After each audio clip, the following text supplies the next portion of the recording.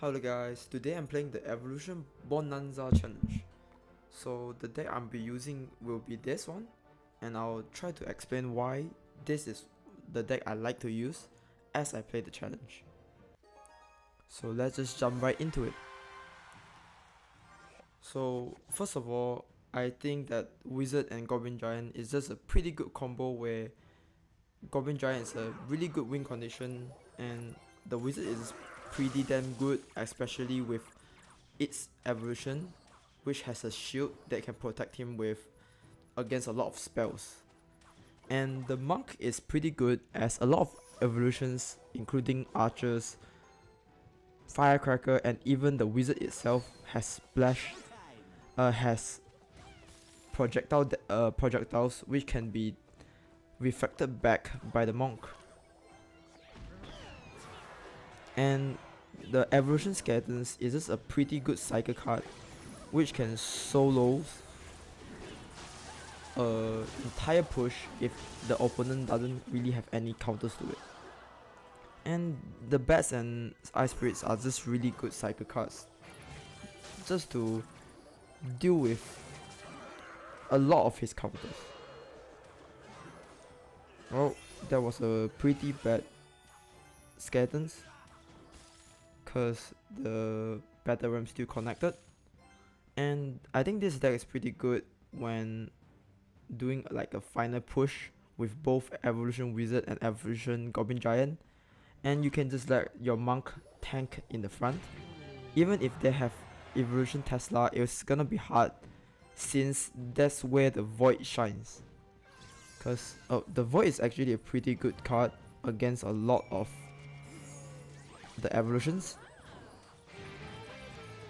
And looks like he kind of overcommitted, and we can start pushing here.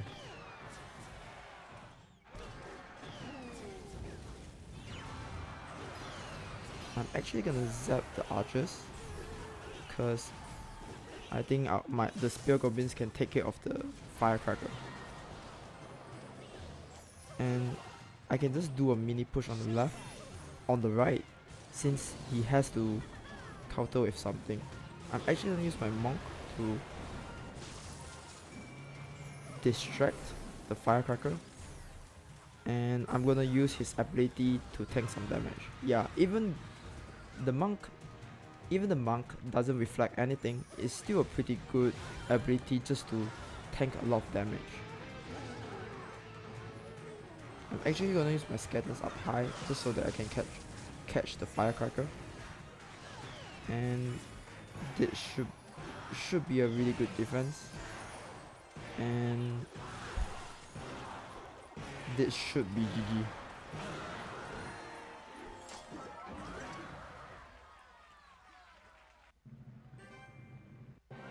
Well, that's the 10 win, and let's hopefully we can get like a clean 12-0.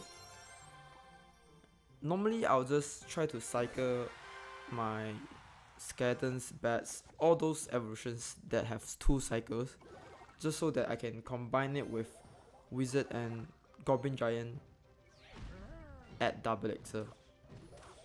But that's just a best case scenario. If not, I'm just gonna play normally and just use the cards when I need it to. I'm gonna put the monk in front.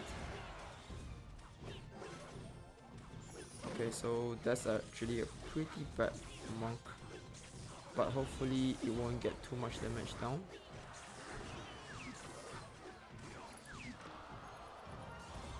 I'm gonna use the ability here just to reflect some damage to the tower.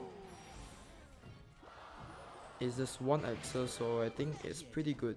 I'm actually gonna void here once the knight dies, but sadly the evolution goblin giant spawns some goblins and tank for the damage.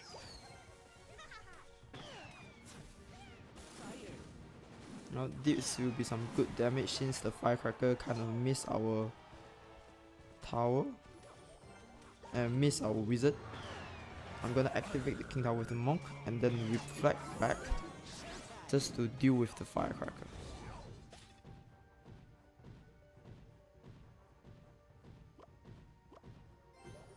I'm gonna quickly cycle to my evolution wizard.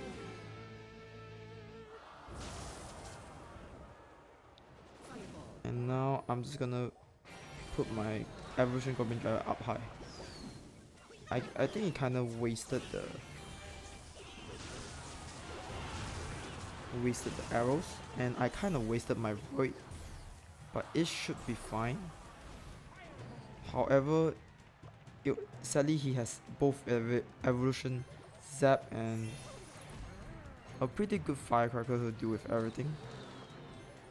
I'm gonna monk at the back just so that he can't really spam his firecracker or wizard at the bridge.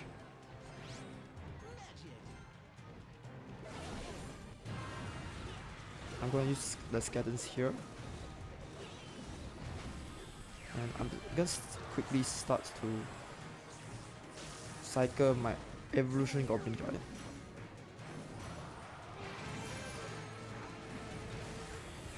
That's actually a pretty bad void in my part, but hopefully my goblin giant can quickly deal with it. Yeah, that's good. I'm gonna monk in front, and I'm gonna use my ability here. Since he doesn't have the evolution Tesla and cycle, I'm just gonna quickly make a big push here. And I'm not gonna use the monk's ability to tank. And that will be an easy 11 win. I also personally like this deck a lot. It's because it's actually quite easy to use, and it's pretty lenient, so just so that even if you make some mistakes, it's still easy to make a comeback. And yeah, I think it has the perfect balance of evolutions and just normal cards like the void and I guess the monk.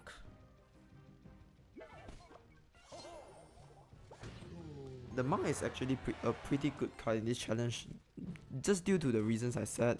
It's pretty good against like the firecracker, the archers, even the wizard, and the wizard is pretty damn good right now.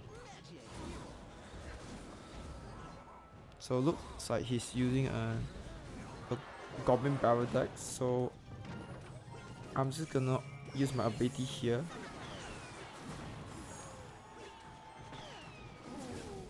And I'm actually gonna try to avoid the firecracker.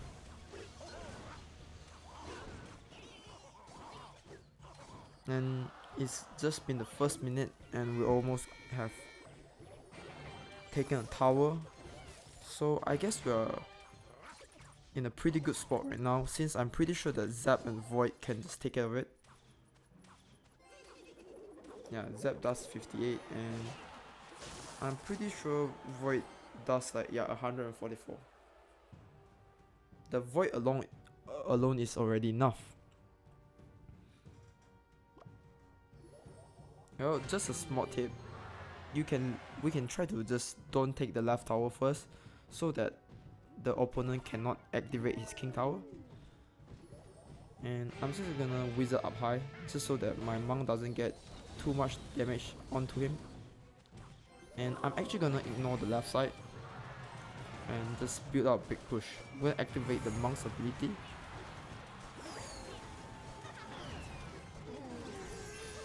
And hopefully my bats can deal with this firecracker.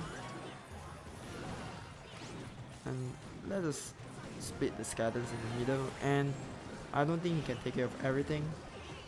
And that should be an easy 12 win. To be fair, this challenge is pretty easy, especially if you play it on the last day, which I did. As you can see, I've almost like 8 hours before this challenges end. I'll try to play challenges more earlier. And like always, thanks for watching.